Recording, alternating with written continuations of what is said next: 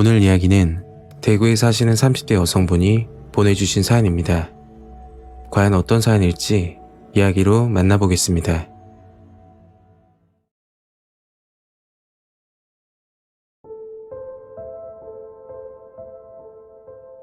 때는 3년 전 1월에서 3월 사이였던 걸로 기억해요. 저는 대구 북구 대형마트에서 화장품 매장을 운영하고 있다가 달서구 쪽으로 매장을 옮겼을 때였습니다. 마트 안에는 화장품 가게들이 여러 곳 있었는데 바로 매장에서 근무하던 동생이 친구를 불러 저와 동생 그리고 동생 친구와 함께 3명이서 술을 한잔 먹게 되었죠. 칠곡 삼지구에 위치하는 고깃집에서 1차로 한잔하고 2차는 일반 호프집으로 이동했습니다. 저는 술이 약한 편이라 최대한 자제를 하며 마셨고 그 와중에 동생들을 챙겨야 한다는 마음에 정신을 차려가며 버티고 있었죠. 자정이 가까워졌을 때 동생들과 자리에서 일어났고 술집을 빠져나왔습니다. 칠곡 삼지구 커피숍이 있는 부근에서 동생들을 차례대로 택시를 태워 보냈죠.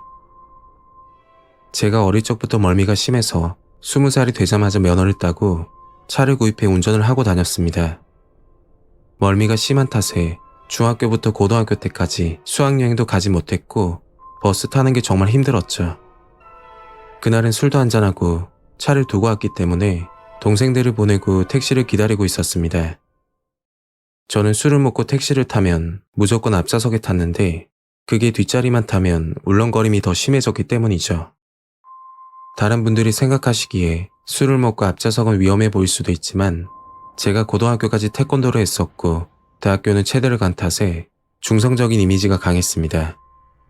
그래서 그런지 딱히 위험하다고 생각하진 않았죠.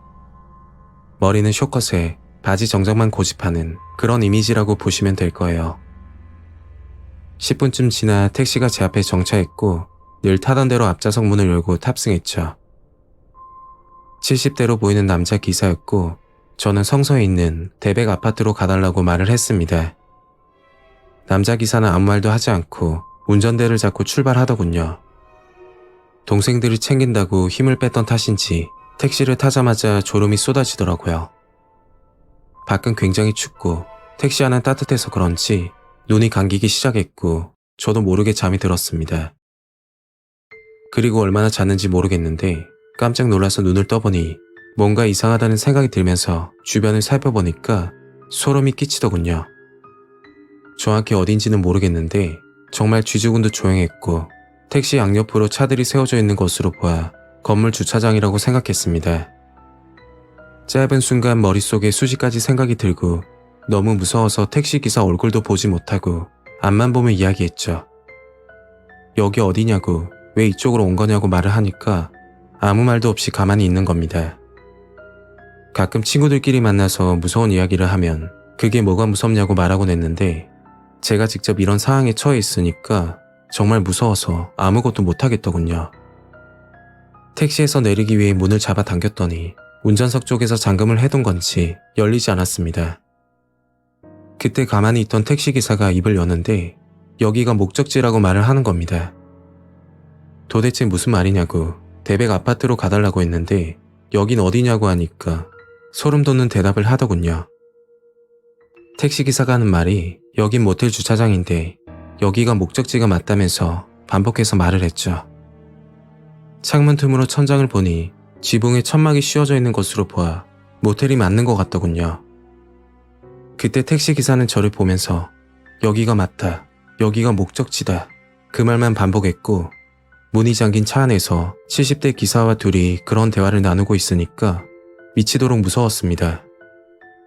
가끔 TV를 보면 이런 상황에서 소리를 지르거나 범인을 흥분시키면 위험하다는 이야기를 들어서 차분히 말을 건넸죠.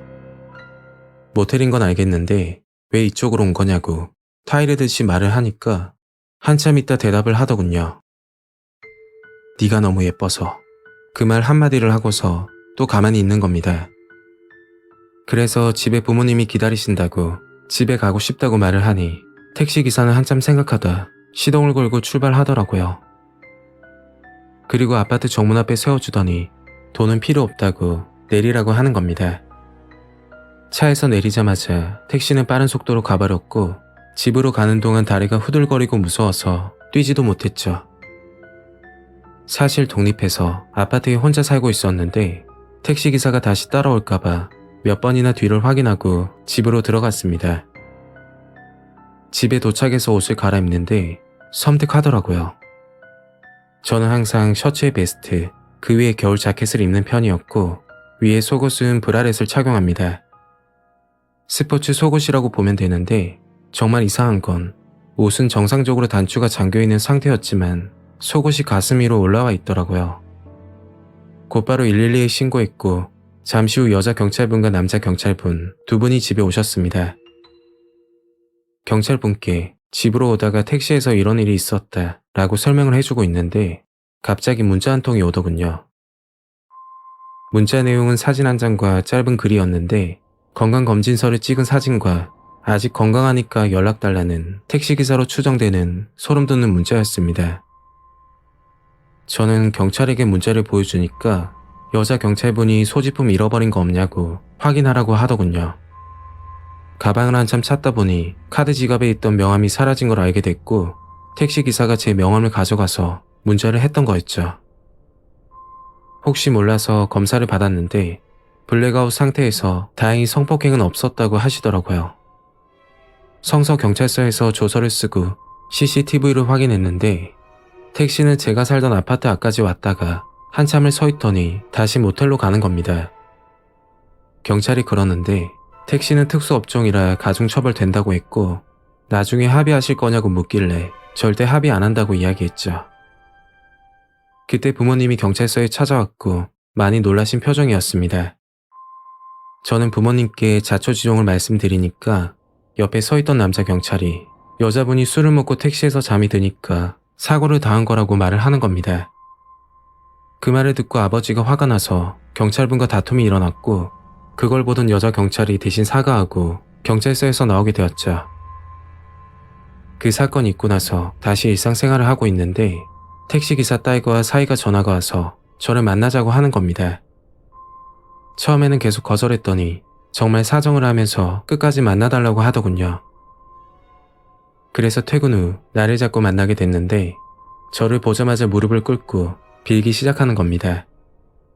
아버지가 정신이 좀 이상하다고 실수로 그런 것 같다고 미안하다고 했죠.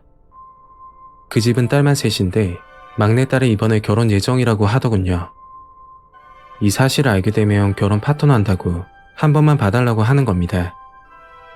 저는 합의는 없다고 단호하게 말했지만 지속적으로 사과하고 합의를 원하시길래 막내딸이 불쌍하기도 하고 저도 지치더라고요. 결국 합의했고 사건은 종료됐지만 정말 소름 돋는 게 하나 있습니다.